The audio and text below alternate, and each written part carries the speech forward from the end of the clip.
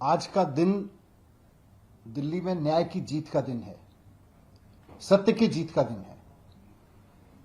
दिल्ली की माननीय अदालत ने आज दिल्ली के लोकप्रिय, दिल्ली के चुने हुए मुख्यमंत्री अरविंद केजरीवाल जी के खिलाफ उन आरोपों को सिरे से खारिज कर दिया जिनमें उनके ऊपर यह आरोप लगाया गया था कि तथाकथित सीएस असॉल्ट केस में उन्होंने साजिश रची थी। आज माननीय अदालत ने कह दिया कि ये सारे आरोप झूठे थे,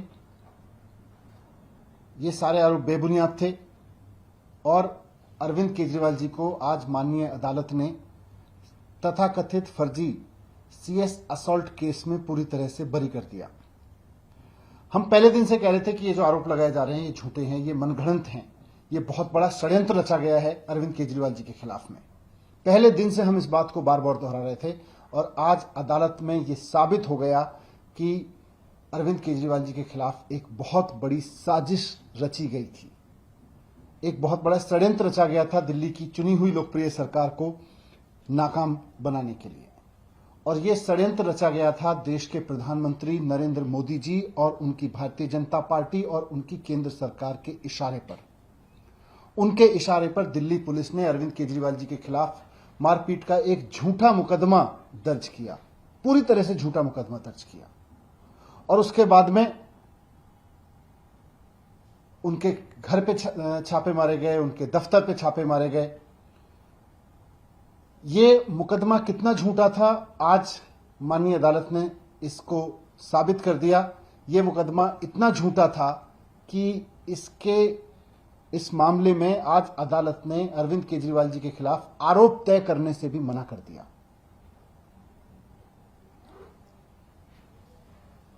जैसा मैं कह रहा हूं कि ये एक बहुत सोची समझी साजिश के तहत एक बहुत बड़ा षड्यंत्र रचा गया अरविंद केजरीवाल जी को फंसाने के लिए, उनकी चुनी हुई सरकार को कमजोर करने के लिए। पूरी तरह से झूठ और षड्यंत्र का एक ऐसा ताना बाना रचा गया कि एक चीफ सेक्रेटरी के ऊपर हमला हुआ, अरविंद केजरीवाल जी ने उसकी साजिश रची। हम सब जानते हैं कि आज पूरे देश में अरविंद केजरीवाल जी सबसे लोकप्रिय चुने हुए मुख्यमंत्री हैं और इसीलिए भारतीय जनता पार्टी उनसे घबराती है। इसीलिए भारतीय जनता पार्टी की इस घबराहट की वजह से ही प्रधानमंत्री नरेंद्र मोदी जी और उनकी केंद्र सरकार ने अरविंद केजरीवाल जी के खिलाफ ये षड्यंत्र रचवाया, उनके खिलाफ फर्जी एफआईआर करवाई मारपीट के मामले में, उनके खिलाफ फर्जी एफआईआर करवाई षड्यंत्र रचने के मामले में। और पूरा का जो पूरा सिस्टम है केंद्र सरकार का, उसको इस्तेमाल किया गया, दिल्ली पुलिस का इस्तेमाल किया गया, केंद्र सरकार का पूरा सिस्टम अरविंद केजरीवाल जी के खिलाफ और उनकी चुनी हुई सरकार के खिलाफ लगा। हम जानते हैं कि और हम सब ने देखा कि कैसे अरविंद केजरीवाल जी के घर पे छापे मारे गए थे, उनके दफ्तर पे छापे मारे गए थे, उनके बेडरूम में पुलिस घुसाई थी। आजाद हिंदुस्तान का शायद ये पहला वाकया होगा कि किसी चुने हुए मुख्यमंत्री के साथ इस तरह से आतंकवादी जैसा व्यवहार किया गया। और आजाद हिंदुस्तान का शायद आज क्योंकि कोर्ट में साबित हो गया तो अब कहना चाहिए ये बात कि आजाद हिंदुस्तान का शायद ये पहला ऐसा वाकया होगा जहां एक चुने हुए प्रधानमंत्री ने चुने हुए मुख्यमंत्री के खिलाफ इतनी बड़ी साजिश रची, उनको इस तरह से एक षड्यंत्र में फंसाने की कोशिश की, उनकी चुनी हुई सरकार को डिरेल करने की कोशिश की गई। दिल्ली सरकार के अधिकारियों को विवश किया गया कि वो काम ना करें, दिल्ली की चुनी हुई सरकार से लड़ें। 6 महीने तक दिल्ली की जनता का कामकाज ठप रखा गया। इतने बड़े साजिश के तहत पूरे तंत्र को इस्तेमाल करके पुलिस से एक फर्जी एफआईआर करा के ये सब किया गया। इसलिए आज मैंने कहा कि ये सत्यमेव जयते का दिन है, ये न्याय की जीत का दिन है। आज सच सच होता है, सच सामने आया। आज अदालत ने सारे आरोपों से बरी कर दिया इस मामले में अरविंद केजरीवाल जी को।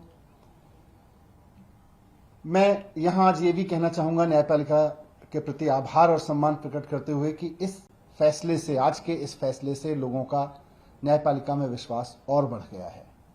आज जिस तरह से न्यायपालिका ने कहा कि ये सारे आरोप झूठे थे, इस फैसले के बाद अब प्रधानमंत्री नरेंद्र मोदी जी को, उनकी भारतीय जनता पार्टी को, मुख्यमंत्री अरविंद केजरीवाल जी से और उनको चुनने वाली दिल्ली की जनता से आज माफी मांगनी चाहिए। उनको ये सोचना चाहिए नरेंद्र मोदी जी को, प्रधानमंत्री जी को, कि क्यों वो 24 घंटे विपक्षी पार्टियों की जासूसी कराने में लगे रहते हैं, उनके खिलाफ मुकदमे कराने में लगे रहते हैं, उनकी सरकारों को गिराने में लगे रहते हैं। आपको दिल्ली की देश की जनता ने मैंडेट दिया है, आप देश के लिए काम करके दिखाइए ना। आप अपनी सरकार चलाइए, जो विपक्ष की चुनी हुई सरकार है उनको चलने दीजिए। जनता ने दोनों को चुना है।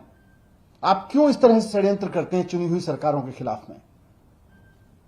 और आपके क्योंकि आप उसमें बिजी रहते हैं, आप षड्यंत्रों में बिजी रहते हैं, आप विपक्ष की जासूसी कराने में बिजी रहते हैं, आप पूरे के पूरे तंत्र को, विपक्ष की सरकारों को गिराने में, उनके खिलाफ झूठे मुकदमे में फंसाए जाने में लगाए रखते हैं। और उसकी वजह से आज तंत्र इतना बुरी तरह से फेल हो गया कि कोरोना में आपने देखा कि देश का कितना बुरा हाल हो गया। मैं अंत में न्यायपालिका के प्रति पूरा सम्मान प्रकट करते हुए, आभार प्रकट करते हुए और उन तमाम वकीलों का आभार प्रकट करते हुए जिन्होंने इस मामले के सभी तथ्यों को और सच को अदालत के सामने रखा, मैं प्रधानमंत्री जी को भी कहना चाहता हूं कि देश के प्रधानमंत्री को इस तरह के षड्यंत्र रचवाना, इस तरह चुनी हुई सरकारों को कमजोर करना, चुनी हुई सरकारों के खिलाफ षड्यंत्र रचना शोभा नहीं देता। आप देश की समस्याओं पर काम कीजिए। चुनी हुई सरकारें चाहे विपक्ष की भी हों आपके साथ खड़ी होंगी, लेकिन आप विपक्ष की चुनी हुई सरकारों को अगर कमजोर करने का षड्यंत्र करेंगे तो इससे देश कमजोर होता है। मुझे उम्मीद है कि आप इस बात पे ध्यान देंगे और अपनी सरकार को भी उस काम में लगाएंगे जिसके लिए आपकी सरकार को चुना गया है। देश की बाकी सरकारों को भी उस काम को करने देंगे जिसके लिए लोगों ने उनको चुना है। इस तरह के षड्यंत्रों से बचाएंगे। धन्यवाद।